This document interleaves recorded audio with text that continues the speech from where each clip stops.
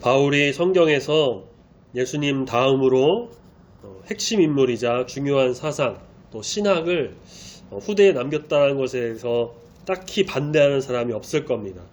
물론 아브라함, 다윗, 이사야 등 구약의 인물이랑 또 베드로, 요한 같은 사람들도 중요한 인물이지만 바울과 같이 이렇게 지금 현대 시대에 지대한 영향을 끼친 사람이 또 없죠.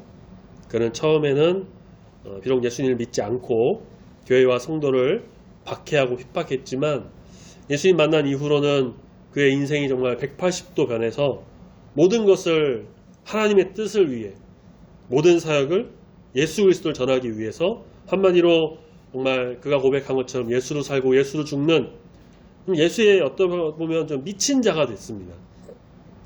과거에 알고 공부했던 습득했던 그 지식을 다 배설물로 여기고 오직 예수 그리스도 복음을 가장 고상한 것으로 여겨서 그 예수님, 특별히 부활하신 예수님을 전하는데 모든 인생과 노력을 쏟아부었어요.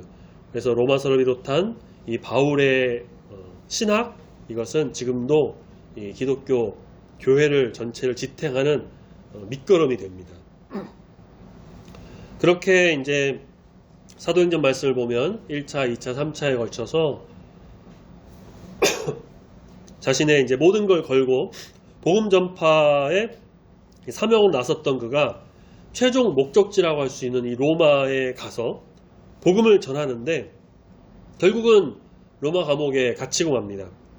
바울이 감옥에 갇히게 되면서 그의 사역은 이제 중단된 것처럼 보였습니다.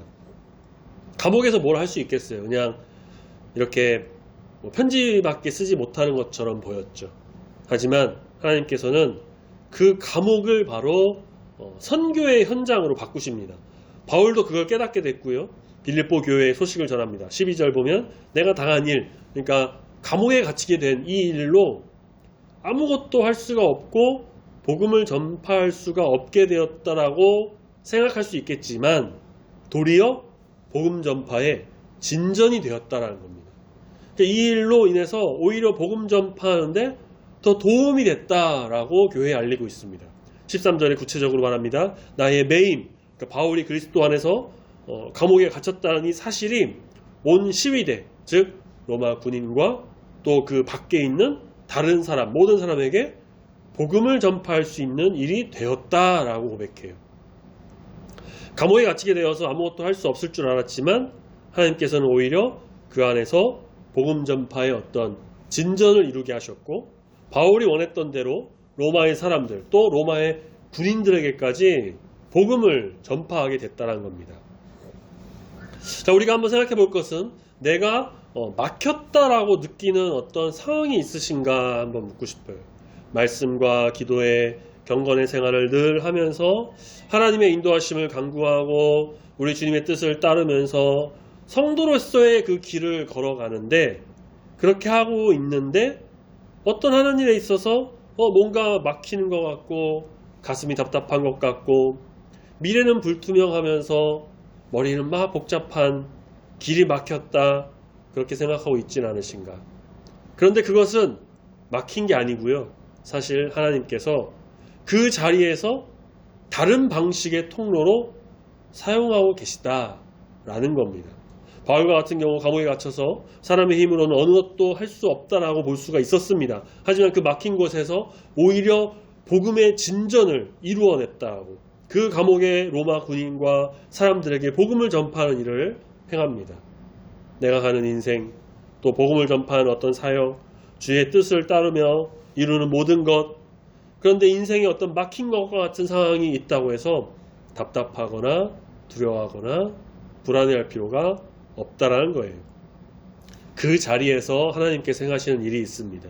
그곳에서 이루시는 놀라운 일이 분명히 있습니다. 하나님께서 나를 통해 행하실 일은 내가 생각하는 것보다 더 놀랍고 신비롭습니다. 우리는 그저 하나님을 신뢰하면서 눈을 들어 바라보며 그 뜻에 순종하며 나가는 자가 되어야 할 것입니다. 그럼 바울을 통해 일하신 하나님께서도요. 하나님께서 우리에게도 분명히 그 길 가운데 역사하시며 은혜를 더하실 줄로 믿습니다. 감옥이라는 이 제한된 공간, 억압적인 공간, 자유롭지 못한 곳에서 놀라운 일이 일어났습니다. 14절 형제 중 다수가 나의 매임으로 말미암아 주 안에서 신뢰함으로 겁없이 하나님의 말씀을 더 담대하게 전하게 됐다라고 해요. 바울의 믿음이, 바울의 이 하나님을 신뢰하는 모습이, 바울의 태도가 성도들에게 용기를 감염시킨 겁니다.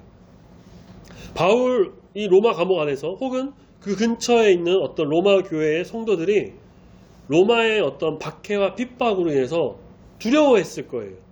그런데 바울의 이 모습으로 인해 감옥에 갇혔는데도 복음 전파의 어떤 진전을 이루고 하나님의 큰 뜻을 이루어가는 어떤 모습들, 복음을 전파하면서 바울이 그 안에서도 사역하는 것들, 그걸 보면서 주 안에서 신뢰함을 얻어 겁없이 하나님의 말씀을 더 담대하게 전하는 자들이 되었다는 겁니다.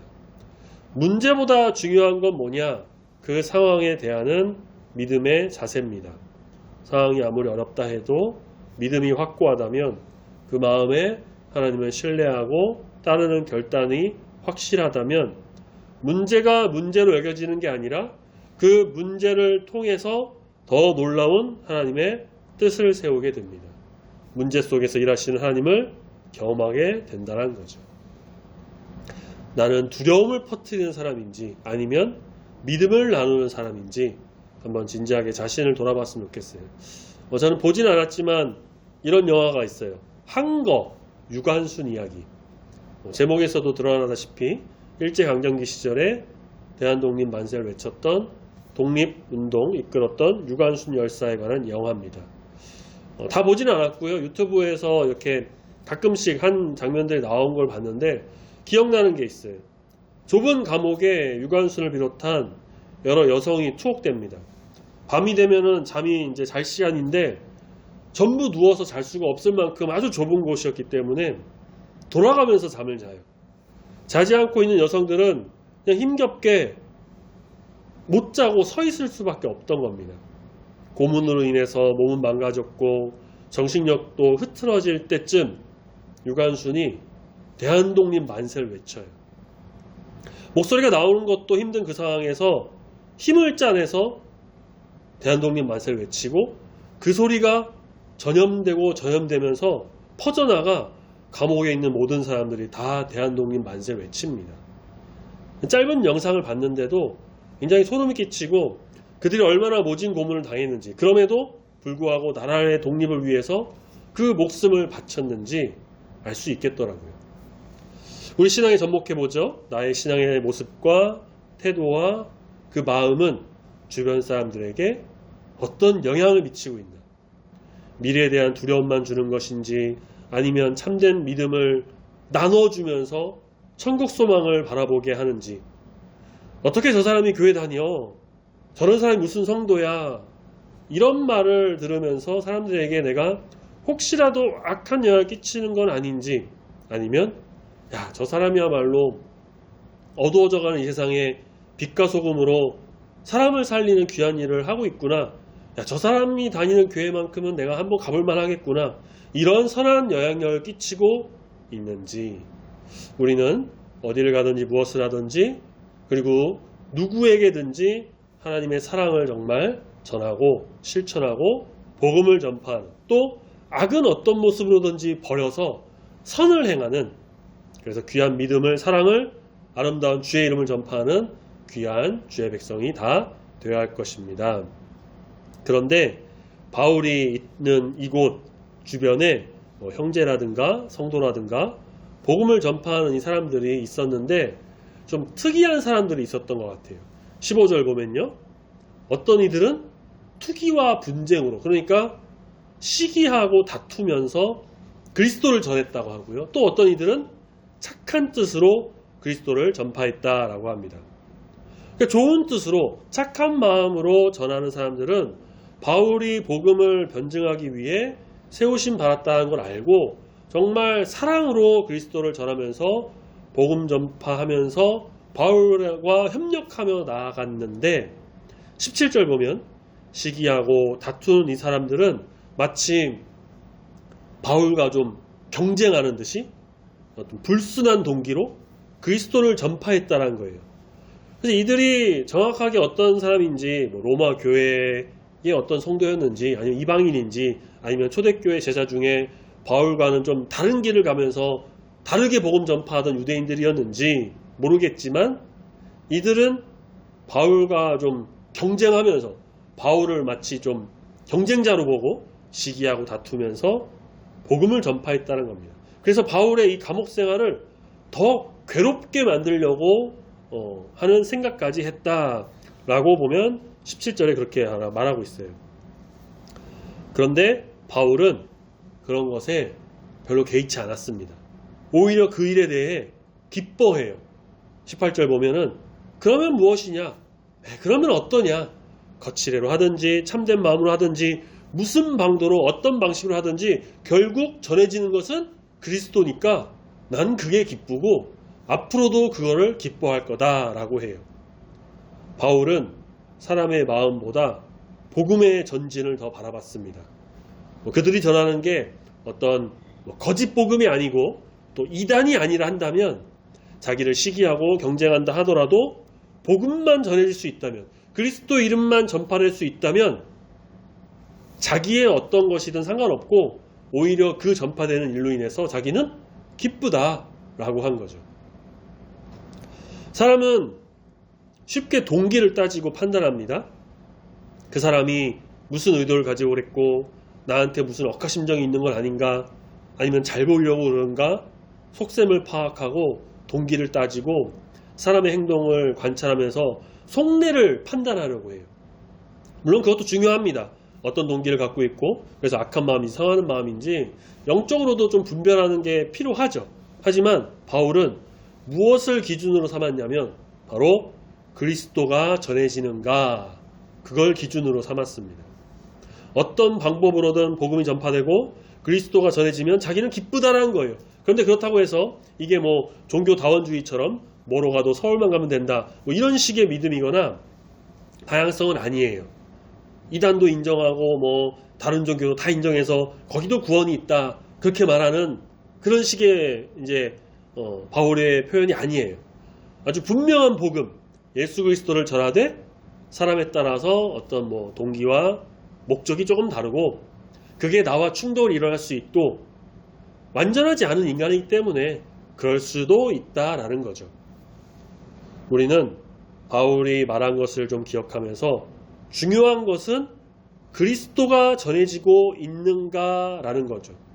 내 상황이나 어떤 뭐 억울함이나 목적을 위해서 가는 게 아니라 하나님의 뜻을 우선시하고, 하나님은 바울은 물론이고 이런 사람들까지도 사용하셔서 그리스도가 전파되게 하신다라는 것을 좀 우리 알아야 합니다. 바울도 역시 그걸 알았고요. 그래서 자신이 감옥에 있는 동안에 그렇게라도 그 사람들이 복음을 전할 수 있다? 그럼 나는 기쁘다라고 한 겁니다.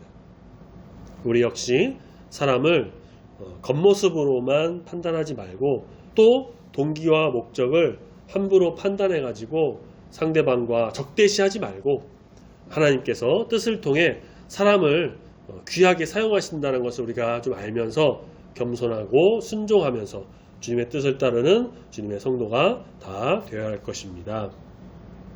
우리가 스마트폰을 사용할 때 주로 와이파이를 많이 사용합니다. 우리나라는 IT가 굉장히 잘 돼 있어가지고 인터넷도 잘 되죠. 뭐 어디를 가도 와이파이가 있어요. 지하철도 뭐 버스 정류장도. 그런데 와이파이가 가끔 끊기는 순간이 있습니다. 하지만 그때 스마트폰은 어때요? 자동으로 뭐가 되죠? 모바일 데이터라고 해갖고 자체 내 데이터로 전환이 돼요. 그 와이파이는 끊겼는데 스마트폰 자체에 그 모바일 데이터가 있기 때문에 저절로 연결돼서 인터넷은 우리가 큰 끊김 없이 문제없이 다시 사용합니다. 방식은 달라졌지만 연결은 끊어지지 않고 쭉 이어간다는 거예요. 바울의 사역도 마찬가지였습니다. 자유로운 이동은 막혔지만 하나님께서 감옥이라는 그 어떤 제한적인 공간을 그냥 그대로 두지 않으시고요. 그곳에서 정말 새롭게 놀랍게 복음이 흘러갈 수 있도록 일하셨습니다. 로마 군인들에게 복음이 전파되고 편지를 써서 교회와 소통하고 복음의 진전이 일어날 수 있게 하시고 또 다른 사람들을 사용하셔서 그들이 겁없이 하나님을 전하게 됐습니다. 지금 우리의 삶에서 마치 문이 닫힌 것처럼 어떤 보이는 그런 문이 닫힌 것처럼 보이는 자리가 있다면, 아무리 두들겨도 뚫리지 않는 벽과 같은 상황과 현실이 있다면, 그렇다 하더라도 하나님께서는 그곳을 다른 방식을 통해 또 역사하시는 자리가 될 수도 있다라는 것을 우리는 기억해야 됩니다. 하나님의 일은 사람이 생각하는 것과는 차원이 다르기 때문이에요. 말씀을 묵상하면서 이 시간 막힌 현실에 우리가 원망하기보다는, 막힌 것 같은 신앙생활에 축 처져 있기보다는, 주님, 지금 이 자리에서 복음이 어떻게 드러나기 원하십니까? 주님, 내가 있는 이 현실에서 어떤 선한 영향력을 끼쳐서 내가 예수의 향기 날리기를 원하십니까? 주님, 막힌 것 같지만 여기서 어떤 계획을 이루려고 하십니까? 그렇게 하나님께 묻고 기도하면서 우리 주님의 귀하신 뜻을 정말 통해 믿음의 전진을, 복음의 진보를 이뤄나가는 저와 여러분, 우리 교회가 되기를 소망합니다. 아멘. 사람은 매일 수 있어도 복음은 결코 매이지 않는다는 것을 기억하시기를 바랍니다.